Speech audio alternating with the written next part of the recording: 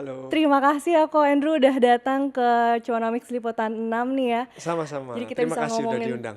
iya terima kasih banyak. Jadi kita bisa ngomongin tentang emas juga gitu ya, tentang Mhm. investasi safe haven. Tapi sebelum ngomongin tentang emas, kalau kita ngomongin tentang investasi safe haven ini, kemarin temannya Ko Andrew, Iya, Timothy datang nih ke iya sini. udah nonton juga, udah tayang. Oh, udah nonton ya? Dia bilang katanya kalau kripto Bitcoin itu termasuk juga loh investasi safe haven. Dan apa namanya, berarti kan bisa disamakan dengan emas gitu ya. Iya, iya, Tapi itu pun juga suatu pernyataan yang menuai pro dan kontra juga iya. gitu kan. Kalau menurut Ko Andrew sendiri gimana tuh? Menurut saya, safe haven adalah di saat kamu portfolionya sudah memiliki semua jenis aset. Itu baru safe haven. Properti punya, emas punya, Bitcoin punya, silver punya, bonds punya. Semuanya punya, jadi ada yang turun, ada yang naik.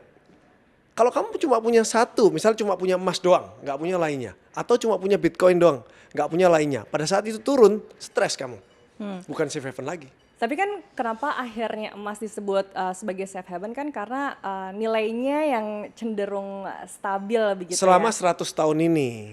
Kita nggak tahu 100 tahun ke depan gimana. Analisanya gimana sih perbandingan antara emas dengan crypto Bitcoin ini terkait dengan kategori investasi safe Oke, haven? kalau kita ngomong safe haven, kita kepinginnya itu kita aman sampai duit kita itu aman setidaknya satu generasi lah. Kalau bisa dua generasi aman. Jadi 50 sampai 100 tahun lagi duit kita itu aman, safe haven kan.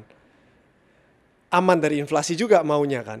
Kalau emas dari 100 tahun lalu sampai sekarang secara historical itu sudah terbukti naik terus gitu loh. Walaupun ada naik turun tapi secara ditarik garis lurus itu naik gitu.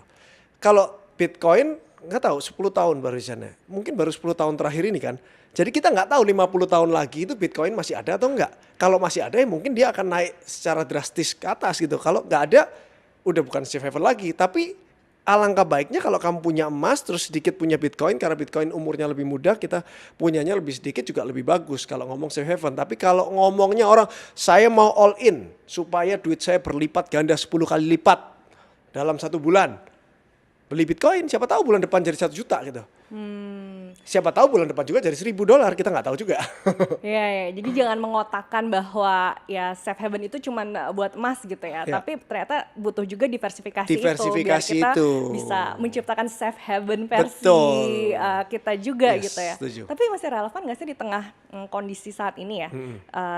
Investasi emas itu apakah masih relevan di tengah kondisi ekonomi global yang masih nggak pasti gitu?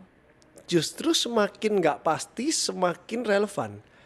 Emas akan naik pada saat kayak ada perang lah, ada suatu orang tidak percaya dengan negaranya lah. Itu orang akan cenderung ke emas dan Bitcoin sekarang ya. Misalnya nih, negara A gitu, dia sedang ada goncangan politik, dia nggak percaya sama presidennya. Apa yang terjadi? Dia akan fiatnya dia akan tukarkan kemana? Ke USD kalau dia percaya Amerika. Kalau dia nggak suka juga sama Amerika, dia akan tukarkan kemana? Mungkin ke renminbi, Cina. Kalau dia nggak suka juga sama Cina, ya mungkin emas. Akhirnya gitu. Dia nggak percaya sama negaranya, dia takut kayak Argentina gitu kan, takut pesonya itu nggak bisa dipakai buat apa-apa gitu. Dibawa ke negara lain, dibawa ke Indonesia, ke Amerika, pesonya juga nggak laku. Jadi dia kemana uangnya? Pindahin ke emas dulu gitu.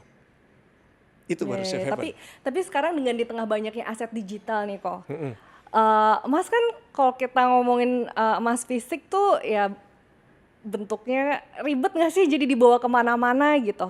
Belum lagi kalau misalnya nanti kita pindah ke negara lain gitu. Terkait dengan ngebawa misalnya kita punya banyak emas gitu ya, terus dibawa-bawa kan kayak nggak secure gimana sih Setuju. penjelasannya dibandingin sama aset-aset digital yang udah ada sekarang ya gitu. Setuju. Kalau uangmu triliunan, kamu beli emas nggak bisa dipindahkan kali ya. Pindahnya susah lah ya, harus ada izin dari negara yang kamu pindah gitu kan. Kalau kamu mau pindah dari negaramu ke negara lain. Kalau kamu cairkan di negara kamu sendiri bisa pasti mau berapa kilo sih. Mau berapa ton juga bisa kalau di negaramu sendiri. Ini masalahnya adalah pada saat kamu terbang ke luar negeri, kamu harus ada persetujuan dari negara itu bahwa kamu bawa emas dari sini itu resmi gitu. Kalau ada persetujuan bisa dibawa sebenarnya gitu kan. Cuma kan agak susah. Kalau aset digital lebih gampang. Tetap ada KYC loh. Misalnya kamu punya Bitcoin, misalnya ada 1.000 Bitcoin gitu ya. Terus kamu mau pindahkan ke negara Dubai gitu. Kamu mau cairkan di Dubai 1.000 Bitcoin, itu juga ditanya dari mana 1.000 Bitcoinnya ini, nggak segampang itu dong. Oh, gitu. iya, Kalau iya. 1 Bitcoin, 10 Bitcoin ya gampang. Tapi maksudnya dengan kondisi mempunyai emas fisik kayak gitu, jadi suatu kekurangan nggak sih ketika kita emang pengen bawa-bawa kemana-mana tuh jadi tidak mudah gitu? Atau mungkin ada cara lain untuk bisa mempermudah dalam investasi emas ini, kepemilikannya?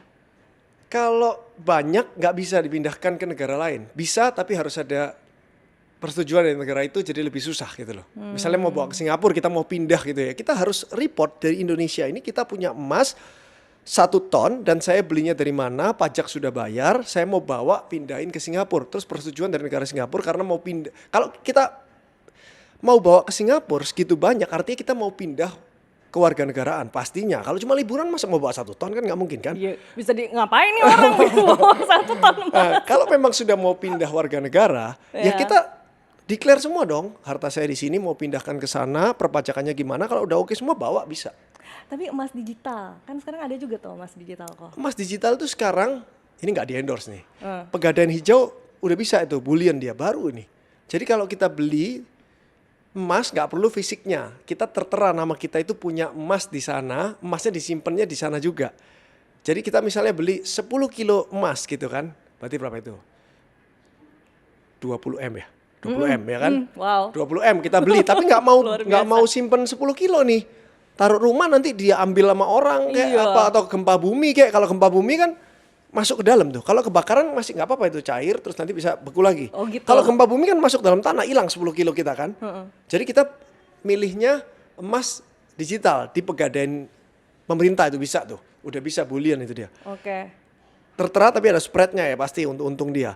Pada saat kamu mau cairkan, ya cuma bisa di Indonesia. Mana bisa kamu di Singapura terus kamu mau cairkan, saya punya emas digital di Pegadaian di Indonesia kan nggak bisa juga dong. Sama aja. Minusnya di situ Iya. ya, plus minusnya Iya. buat emas digital ataupun emas fisik.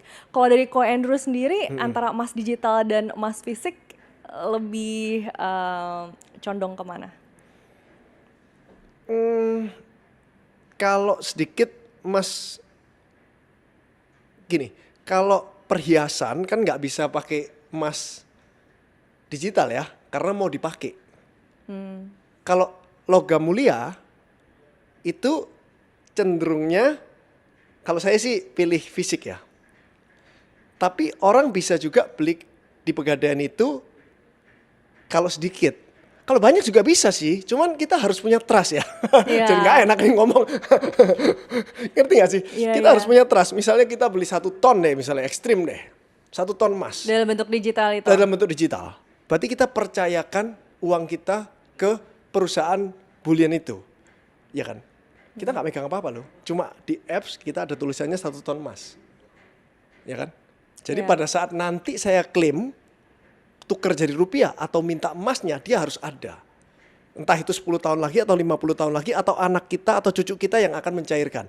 Perusahaannya harus masih ada. Kalau fisik, kita nggak peduli terhadap perusahaannya kan. Udah pasti ada di rumah kita gitu loh. Nah itu perbedaannya. Tergantung kamu percaya nggak dengan perusahaan yang mengeluarkan emas digital itu. Kalau percaya silakan. Lebih gampang, kamu nggak perlu nyimpen gitu.